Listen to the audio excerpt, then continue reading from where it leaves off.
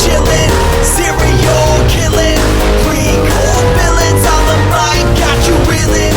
5-star rated from the floor to the ceiling. If you catch a 1-star, no time for feelings. Got a demon DJ on the ones and twos, by the name Beelzebub, so don't get confused. So grab a seat by the fire, roast them all over two, and prepare to hear the legend of the Straight Chillin' Crew. What up, nerds, and welcome to a very special bonus episode of Straight Chilling. We are not talking about just one movie on this episode. We're talking about a whole film festival's worth. Before we get into it, though, let me introduce my boy, Randu. What's up, man? Randu! How's it going, buddy? You ready to talk some Overlook? I almost said Outlook. God damn, work is on the brain. Overlook Film Festival. Yeah, that happened a little over a week ago now, as we are recording this in New Orleans, Louisiana. Randy and myself were fortunate enough to hang out there for the weekend with a couple of our buddies, and we watched a whole bunch of movies. We played trivia. We went to some parties. We saw some famous folks and had a pretty good time. The bingo card of puking on the streets of New Orleans. So that was good. Yeah, somebody always pukes, and it was just probably out of eating too many. Yeah, exactly. That's the thing. Is like I don't. Well, that's not true. We definitely got fucked up, but I don't think that the time that I puked. Let me just cop to that right, Alligator. I puked, but I'm pretty sure it had more to do with me slamming way too much delicious New Orleans food than anything else. Because, buddy, I was a rotund motherfucker that night. Rotunda Randy. So yeah, this was a really solid film festival. It's the first one that I've attended in full. Have you ever been to a festival like this before, Randy? Not movie festival. No, this is a first for me, and I hope there to be many more. Of course, we had. I think overall, I think it's fair to say we both had a really great time. And that it was a horror movie festival only, obviously adds to the joy of the thing. Mm-hmm. Been to a lot of music fests, some good, some terrible, some great, but I'm not usually one. I tend to like festivals that are held in a few different locations that you jump bebop back and forth, that aren't out in a field somewhere where you bake under the sun, because I'm made of flash paper and I will burn like a crab. So yeah, this was right up my alley pretty much. For the indoor kids, this is about as good as it gets. Yeah, the Prytania Theater on Canal was the host theater, and they have, 7, 8 screens, probably, something like that. I want to say maybe 9, but yeah, it was at least 8, I think. They were gracious enough to host the festival there. Gracie. And yeah, I don't know. We hung out. We went to the opening night party. They had an opening night party, a closing night party. We played some trivia too, which were a lot of fun. So they had a bunch of sort of extracurricular type things going on, and that weren't just watching the movies there. The opening night party was in this really dope location that was an old theater. I guess they turned it into a bar. The name was almost like a black box sized theater. Yeah. But with a nice bar, and then a really nice bar on the lobby area. Right. Yeah. When we first got there, we were like, wow, this is kind of a small joint, and then didn't realize that it opened up to a very large back room. And they had some live entertainment. That was... Go ahead. It was... I'm blanking on the dude's name. Mr. Quintron. Quintron. Yeah, that's right. Boy, that was an odd musical act. The thing is, he was fine, but it was preceded by about 20 minutes of us standing and listening to very bloopy and bleepy lounge music, kind of.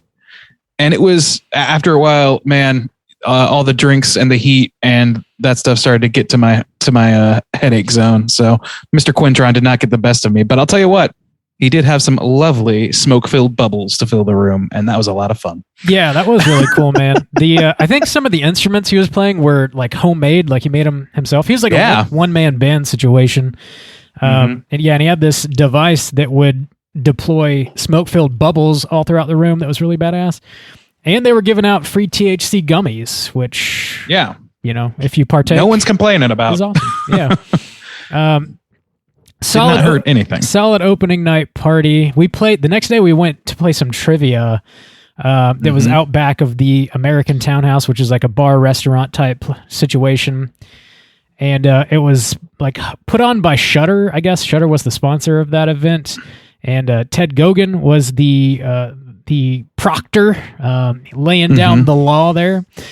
It was a good time, man. There was 5 rounds of 10 questions, I think, and we held our own pretty well. We didn't kill it or anything, but we did pretty well. No, we did not kill it. But we managed.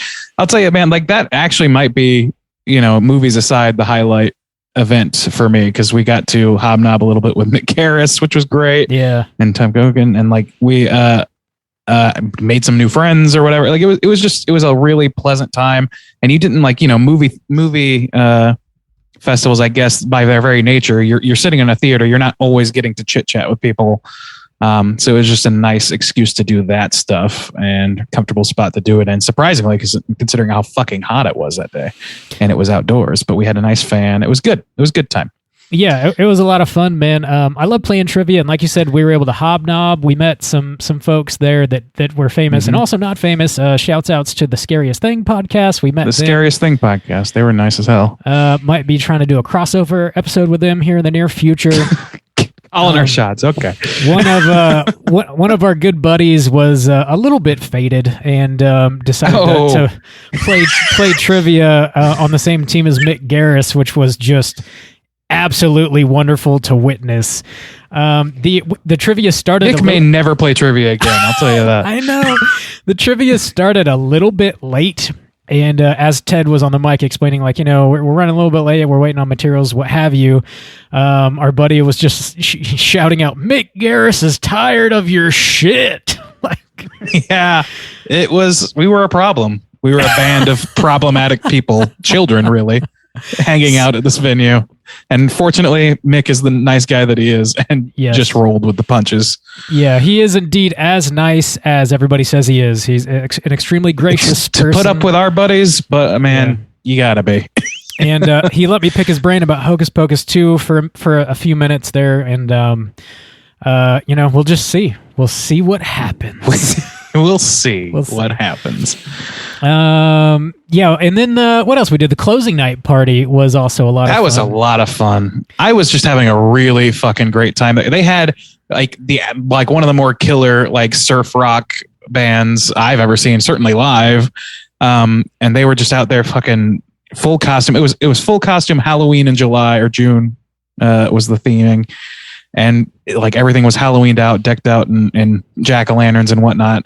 And that was a lot of fun. And then they had some burlesque dancers come out, and Bob, we had a religious experience in that moment.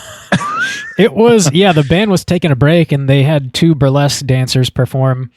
And one of them, I'd never seen this before, man, but one of them took out a grinder, a battery-powered DeWalt grinder, and it was all bejeweled, and we just thought it was a prop and wouldn't actually work. But then she started grinding her crotch with it. Yeah, I guess there was she had a metal plating on her panty or whatever, and sparks were flying everywhere. Sparks were flying off this woman's cooch into the audience. It was something to behold, let me tell you.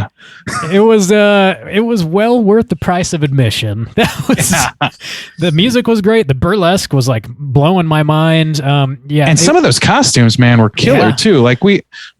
Who was it that oh man, I'm blanking, but there was that duo in the Michael Myers, Dick Warlock, the crew from Nightmare on Film Street were dressed. Nightmare on Film Street, that's right. We ran into them, and they had dope Michael Myers costumes with the mask up on their head with the Dr. Pepper can glued to the mouth, which I'm embarrassed to say I did not get right away. But as soon as they were like, "Oh, you remember the picture?" I was like, "Oh, fuck yeah, that's incredible." It's a great costume, and also, as they mentioned, it's even better because you can go as Michael Myers and still eat and drink stuff because you don't have to have a mask on over your face. It's brilliant. Yeah, the bar was decorated to the nines for Halloween. It was full blown Halloween. One-Eyed Jack's was the name of the bar. One-Eyed Jack's. It was a great closing night party. Lots of fun, man. Had a really good time for that. Yeah, I mean, those were, I guess, mostly all the extracurriculars that we did, other than just like go around New Orleans eating and drinking. I don't know. You want to jump into being assholes, being the assholes that we always are. We can jump into some of these movies here, since most of these are have not been released or are very limited releases. We're going to keep it all spoiler free and just sort of get into our general thoughts and feelings about them and whether we would recommend you check them out or not. So yeah, you wanna kick us off? The opening night film was Mona Lisa and the Blood Moon. Yeah, go ahead. Which is the latest and greatest from Anna Lily Amirpour. She was there introducing the movie. And as she said, the movie is New Orleans as fuck, and it definitely is. Yeah. I think that's honestly I liked it a good deal. Like, I really loved Girl Walks Home Alone at Night. I think I'm on record for that. I know you did as well. We were both a little bit iffier on Bad Batch. It was just a little bit like further outside the box than we expected. And this one is kind of similarly outside the box narratively speaking. It's just sort of a meandering trail, which seems to be Amirpour's sort of specialty, weirdly. But what was great about it is like, man, it had such a strong sense of place. And I have never seen any piece of media about or set in New Orleans that showed this particular side of New Orleans. And I really appreciated it. Was like sort of the grungy side, but not like, I don't know. It's tough to describe. It was just kind of like, it was loving, but also unforgiving at the same time. Yeah, you can kind of smell the movie. Yeah, you kind of can. New Orleans is one of my favorite places to go, but it's not the cleanest city you're ever going to visit. And like this movie doesn't necessarily like shy away from sort of the grittiness of it, I guess. And the plot is basically about this girl who escapes a mental institution. She's got some sort of psychic abilities. She can control people with her mind. And the police are trying to find her and get her back to the institution, and she definitely does not want to return. So it's her just basically one night in New Orleans trying to evade the police, and she runs into a handful of people, and they're all characters for sure. Amirpour definitely has a thing for sort of like drug dealer type dudes covered with like face tattoos. Dude, face tats are like number one on Amirpour's must-have list for films. Number one on the checklist for sure. It's got a great soundtrack, just like her other films. She definitely makes music a priority, and I really dig that in all of her movies. It's not like the big, easy, fucking big swing band type shit either, which again is like, it's so tempting to do that when you're in a New Orleans set film, because it's just a built-in aesthetic. It's shorthand. It's iconic in its own way, but it's not at all related to the story that she wanted to tell. So I really appreciated that it went outside the box there. Yeah, same. Yeah, it sort of, the music in this movie kind of fits the music in her other movies in a way. It's got sort of this like electronic kind of drony vibey stuff. Yeah, it's very vibey for sure. The movie also has it's got Craig Robinson playing the cop. Kate Hudson is in this. It's got some familiar faces, and it's the whole movie itself has a vibe to it. A vibe that I enjoyed quite a bit. Solid. I would say that it's not. I wouldn't classify it as horror. I think we kind of largely all agreed on that, and we didn't talk to a ton of people about that specifically. And I'm not the genre conversation guy. I'm on record as not caring that much, but if you're looking for strict horror, this doesn't really fit that bill. Similar to Bad Batch, it's very much sort of on the fringes of that. It starts off seeming like the opening scene makes you think, okay, this is going to be pretty strict horror, but nah, it really kind of is more of a domestic tale, weirdly. Yeah, I agree. I dig this. I would recommend you check it out whenever it does get a wide release. Randu, is this a recommend for you? Yeah, seconded with all those things in mind. Yep. Toit. Solid opening night film. Next up, we were able to catch a Roger Corman documentary called The Pope of Pop Cinema. This was written and directed by Bertrand Tessier. This is sort of like a shorter film. It's 52-minute runtime. And it just sort of like encapsulates Roger Corman's life and his filmography, like from when he first started up to present day, and how he's still making like a dozen movies like every month almost, it seems. How did this one hit you, Randu? Not as good. I would put this towards the bottom of my favorites list for the weekend. And it's not because it's a documentary, because I mean, for a lot of people that would be a ding. I was really interested to learn more about Roger Corman. And the thing is, I really don't feel like I learned that much more than I already knew. So maybe it's just that I came in already with a head full of knowledge about this, but I didn't feel like that when I walked in. I felt like I had a very tertiary knowledge. So it didn't really feel like, I don't feel like I got a ton of extra out of seeing it. I think it's pretty well put together, but to me, and like, I hope I think that it's a good introduction to Roger. I don't necessarily think it's going to build on somebody's existing knowledge very well. So, I mean, it's a love letter. It's very glowing, and it doesn't really reach too much into his personal life, which, you know, fair, but also that's the area that I really don't know that much about Roger. So yeah, I kind of agree with that, man. This movie, it sort of feels like you're being shown like the Wikipedia page for Roger Corman in a way, you know? A little bit. And it's chronological too, so it doesn't help anything. It's very chronologically driven. It is. Yeah, it gives you like an introduction, and they've got a lot of interviews with a lot of people that Roger Corman sort of gave their start in Hollywood.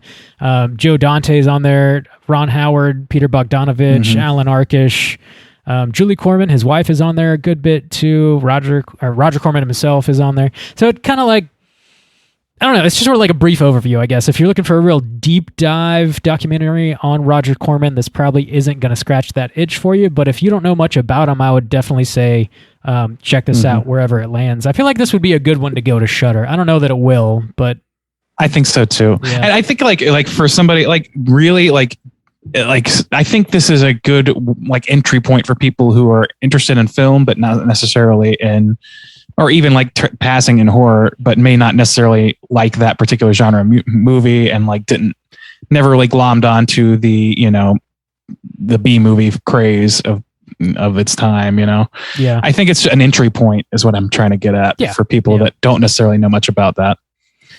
Yeah, I agree. I'd give it a light recommend. You know, if it shows up on a streaming platform somewhere, I think you know, you'll probably learn a few things about Roger Corman you didn't know. I don't. What about you, Randy?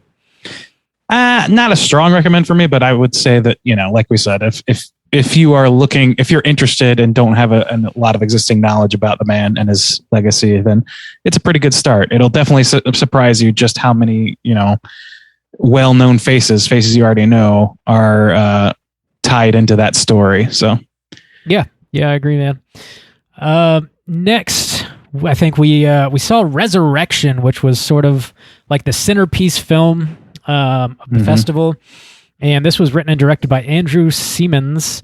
The stars Rebecca Hall, Tim Roth, Grace Kaufman. This is very much a Rebecca Hall like vehicle. Oh yeah, similar to the Night House, where she kind of carried the film on her shoulders. This is kind of another one of those type movies.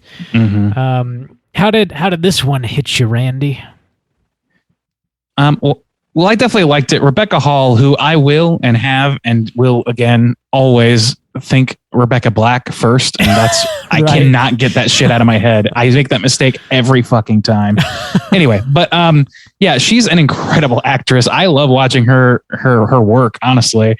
My biggest ding for this movie is just how, like, tonally speaking, it feels so much like the Night House to me. Like, her character, it really is driven by the same sort of, like, you know, aggravated, damn near psychosis level acting that's going on, and she's killing it. She's doing just as well as she did in that movie, and I was a big fan of that movie. But it's just, it feels like the same trick played again, which isn't great. Tim Roth is fine in it. I think, like, he's kind of an inscrutable character, so it's kind of tough to gauge him beyond that. Yeah. And I would say that the story is it's really fucking like sad on some levels, but I don't know how much I trust it. I'm not sure like that, like what is presented is I think there's stuff going on under the surface that I wasn't getting on first viewing. So I think there might be some value to even rewatching this. The thing is, like, I'm not particularly driven to when I feel like The Night House sort of did put these same sort of like good chops on display and was very much more self-contained, I think. Yeah. I have to rewatch this one because I fell asleep for the last like 20 minutes. Oh, that's right. You're a sleepy bish. Yeah. It was, and I want to say this started at like 7 or 8. I don't know. And we'd been going all day and I just passed out. I did, from what I was able to watch, I thought Rebecca Hall fucking was tearing up the scenery, absolutely killing it. Yeah. She basically, the plot of this is she's a single parent. She's got a young child. This man reappears, who she does know but hasn't seen in quite some time, and he's a very menacing figure, and he's following her around. And she is, or so we were told. It's kind of tough to tell that at first. True, yeah. There's it's open for interpretation, but there's just this menacing figure like terrorizing her and her child. And Rebecca Hall kills it, and I don't know. That's really all you can say, I guess, about the movie without getting into spoiler territory. But I do look forward to watching psychological thriller. Yeah, I would categorize if that's your jam, then you'll probably get into it. Yeah, I agree with that. And this looks like this is getting a wide release on August 5th, so you'll be able to watch that relatively soon. And I would recommend checking it out when you are able to. Is this a recommend from you, Randy? Yeah, I think so. I mean, you got to be ready for this one, though. And if you've seen The Night House, then you have a pretty decent idea of the tone that you can expect from this. But yeah, it's a little on the slower side. It's got some really like heavy duty scenes, like, chat worthy scenes. But it's largely like it takes its time. It's very focused on Rebecca. So yeah, I don't know. I won't add much more to that. It's a recommend for me. Sure. Yeah, so like that Saturday was sort of that was Saturday, right? For the Resurrection, or was that Friday? That might have been Friday. Yeah, it was Friday. Friday night was Resurrection. But we tried to catch a couple movies prior to that, specifically Deadstream. I was really excited to watch. I heard a lot of good things about it. Horror comedy, found footage type thing. But we were unable to watch that. There were some technical difficulties, unfortunately. And they rescheduled that, but it was at another time. We were trying to watch something else, so we ended up not being able to catch it then either. Yeah, we were waiting in line for Deadstream, and with 3 people, we were first in line basically, and they came over and said, "Oh, we're having technical difficulties. Why don't you guys hop in line for Shaky Shivers?" And I was like, "Okay, I haven't heard of it, but we'll hop in line for that." And then that one had technical difficulties. Yeah. And they were like, well, we were like not very far up in line in that one. And then they were like, well, this one had problems too. We're sorry. And they're really apologetic or whatever. And they're like, well, we've got a special presentation. So we're going to load you into this theater and we'll show you what we're going to show. And then we got into that theater. We were like, we just got in and there were 4 seats right up front, all the way to the side and the least opportune seats. And we were sitting there, the 4 of us, like trying to shuffle and find the right seat or whatever. I was just about to sit down and 2 women sat down right next to me and completely screwed us out of our seats, and knowingly so. So specifically fuck them. It was one of those situations where we were all maybe 3 feet away from the seats, walking towards them to sit down, and these ladies ran around it, knowingly ran around us to sit in those seats before we could. It was such low light of the whole move. Weekend. Yeah. We were upset at that point. Yeah, we got screwed out of 3 movies in a row, and the last one was not even an accident. It was it's very intentional. So fuck those 2 people very specifically. Yeah.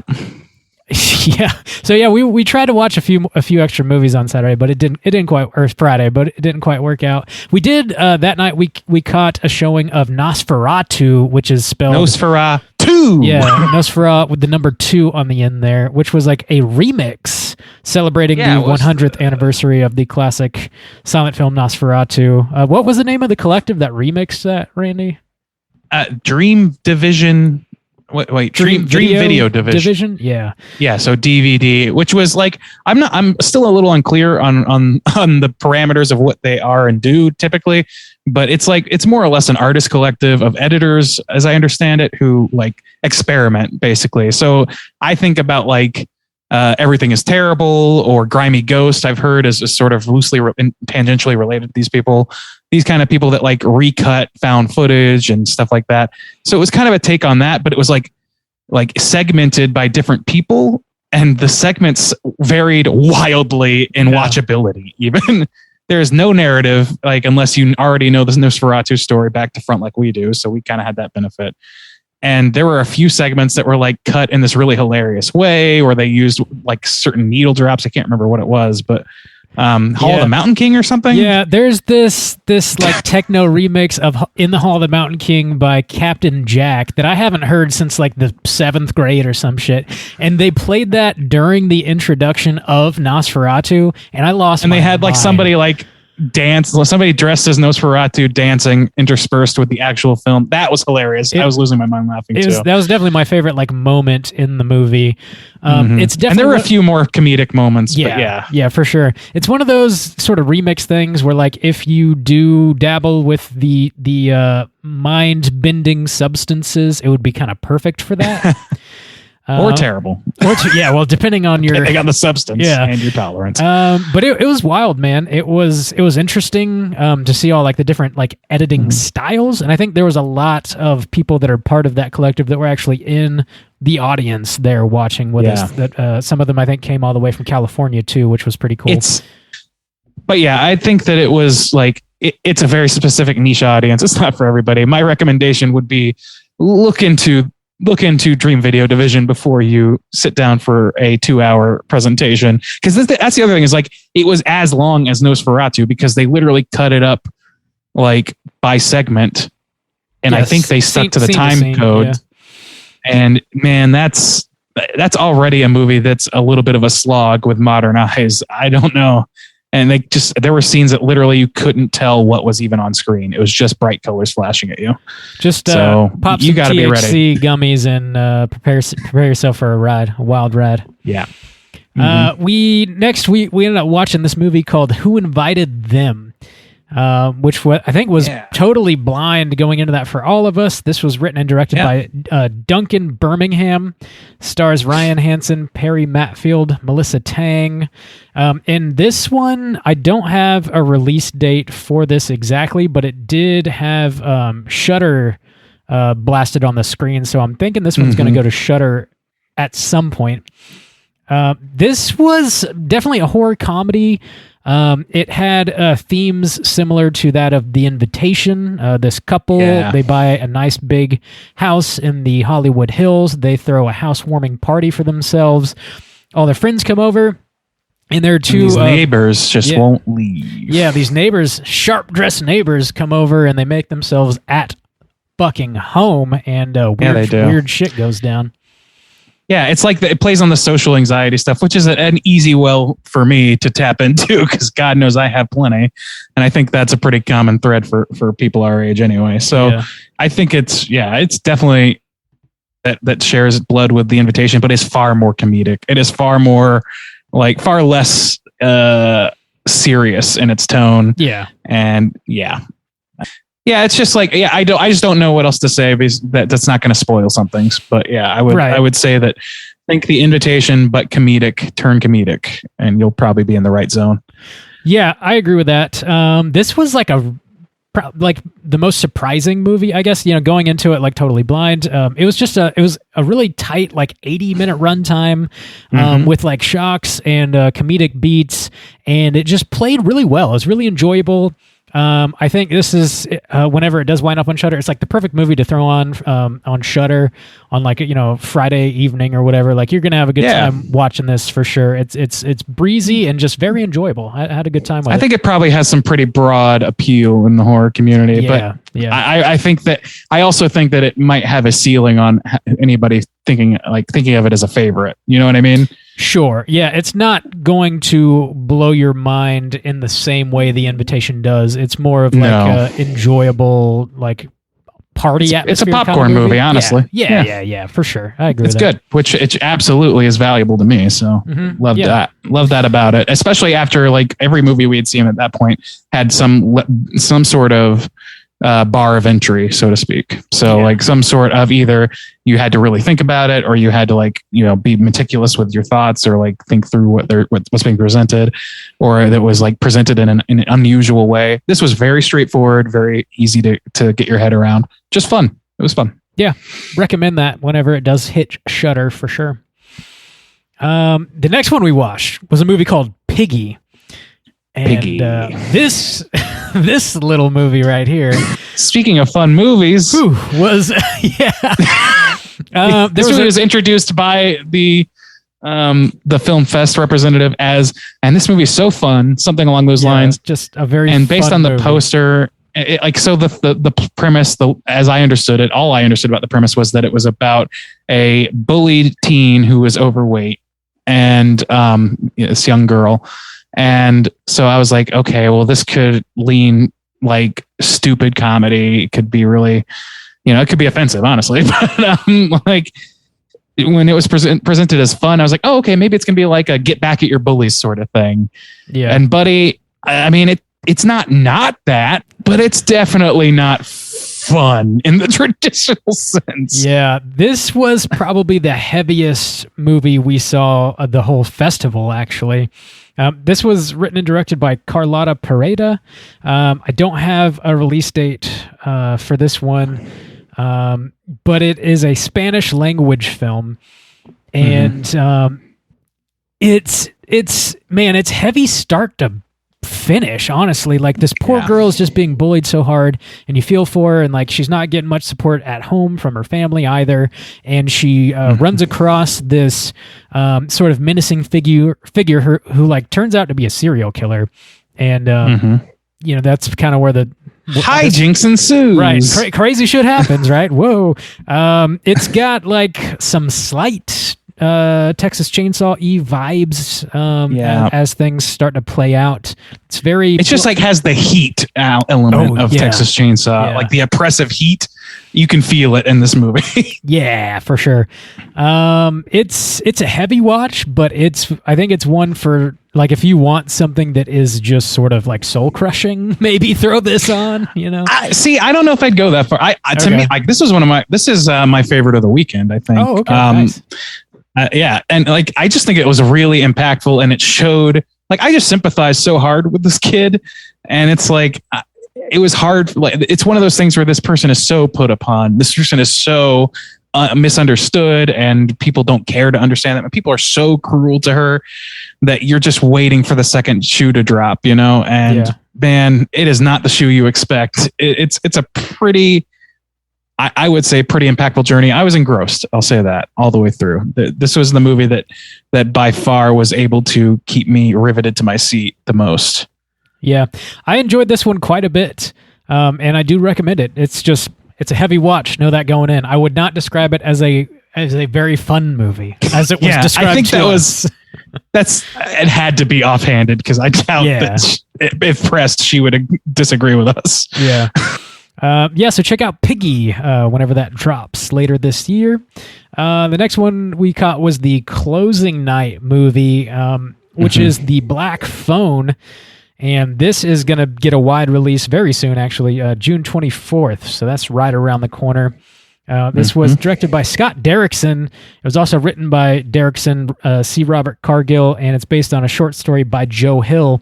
Stars Ethan Hawke, Jeremy Davies, James Ransone, and we were treated to a nice little introduction at the beginning of this movie by C. Robert Cargill and also Joe Hill. They recorded, like, I guess probably on their laptops or on their phones or whatever, and introduced this movie from a distance for us, which was really nice.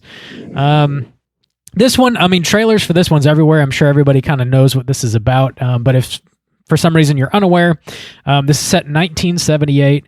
It's about a child abductor. He's just like snatching up kids, and they're trying to hunt him down.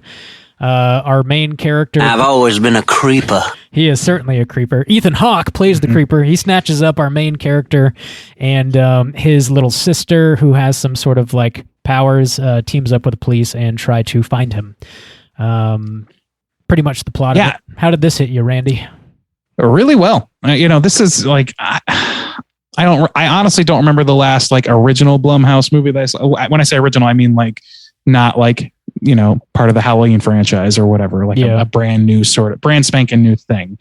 Off the top of my head, I can't remember. And I was really into, really effective in what it was doing. I like that it's a period piece. I'm into like all these horror movies that are now sort of like setting themselves in certain times and just sort of living in those times. And the fact that this was very like 60s, 70s more, it really landed for me as being like, it felt authentic in that way. Maybe a little pandery, but in a way that I wouldn't understand as somebody who wasn't around at that time. So for me, it hit just right. It felt like, I don't know, it just added something to the mix that I really enjoyed. And I think that as I do have some like things that I could ding it for or whatever, but largely it's a pretty good recommend for me. I think that it should, it, along with some of these others that have been released to theaters, are all worthy of going to see in between Spider-Man films. Yeah, I agree. I really, really enjoyed this one. I had some reservations and some mixed feelings going into it based on the trailer. I was a little bit underwhelmed, to be honest with you. But this movie totally won me over. I think the trailer does it a disservice, honestly. I hadn't seen the trailer, actually. This was blind watched for me. Yeah, it's not a spectacular trailer. I do think this is going to be a crowd pleaser, though, when it comes out and everybody gets a chance to watch it. The child actors are phenomenal, like really good.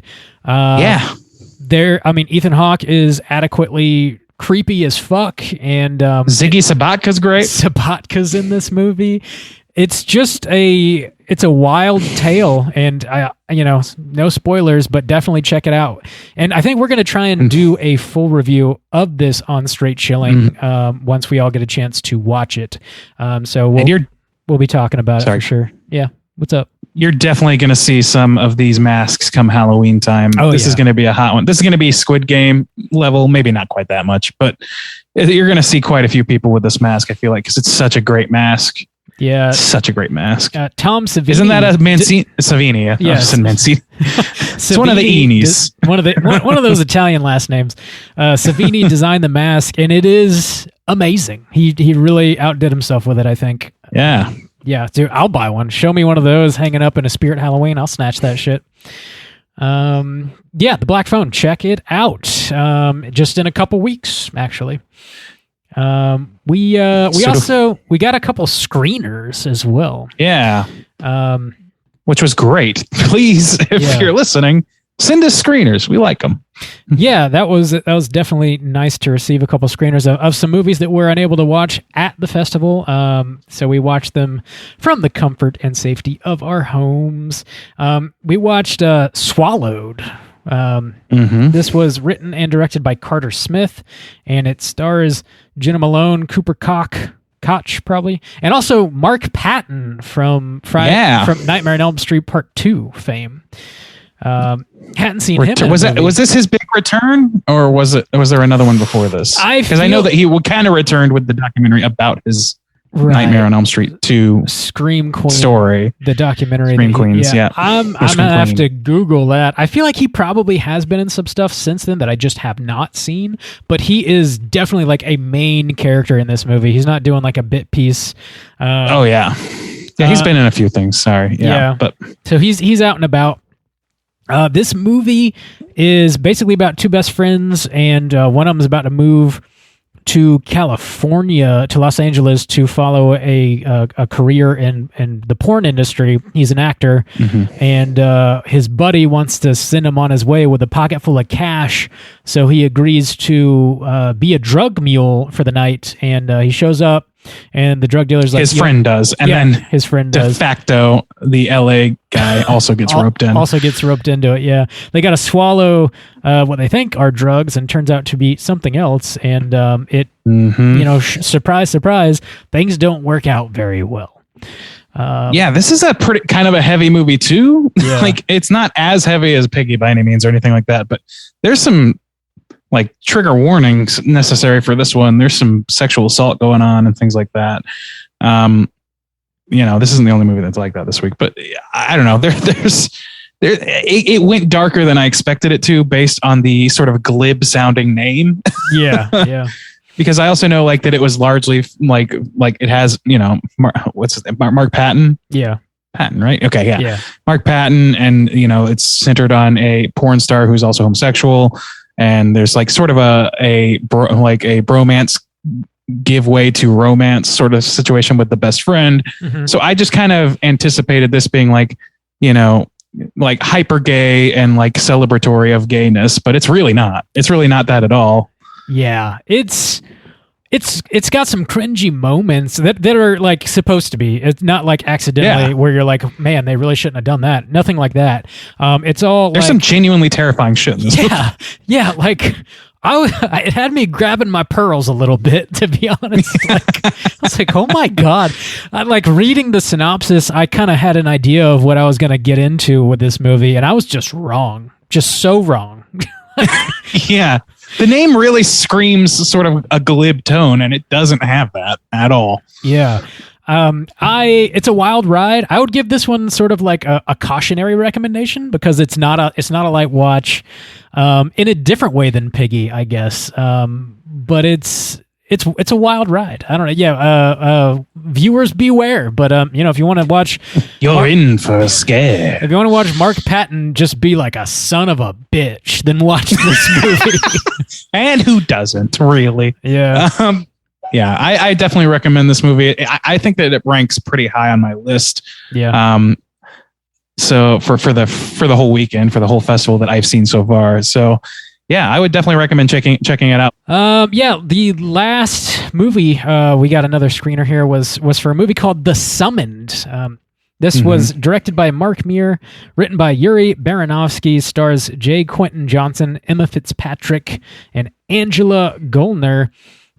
This is basically about two couples that are summoned to this sort of therapy self-help retreat.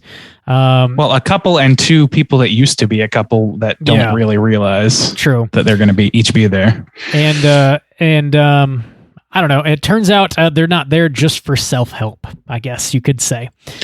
This definitely has some like Get Out sort of vibes going on with it. Yeah, I would say this is like, if I was to, the equation that immediately jumped to my mind after the conclusion of this film was, this is Get Out plus Ready or Not. That's where I'm getting I'm getting out of it. Yeah, I agree. I don't want to say too much more than that because it just has a lot of elements from either of those films and then a bunch of others too. But it's similar to Get Out in its like sort of location and some menacing, like, whoa, what's really going on here sort of thing. Yeah. But I will say, even though we do have a black male lead in this film, but it really isn't very race focused. It's really more class focused because he is compared to the other three people who are like basically like Elon Musk, like the biggest influencer, his girlfriend, who is apparently a world famous musician. So he's the odd man out of the whole group for sure. He's a mechanic, to put it like, so that's kind of like the core thing as opposed to a race driven thing, I think. Yeah, I agree with that sentiment. There's not much else to say really because you just kind of get into spoiler territory. I recommended it though. Like the setting is pretty dope. The performances are solid, and I don't have a release date for this one yet. But I feel like this would be another one that would find a pretty good home on Shudder. I don't know if it's going to go there or not.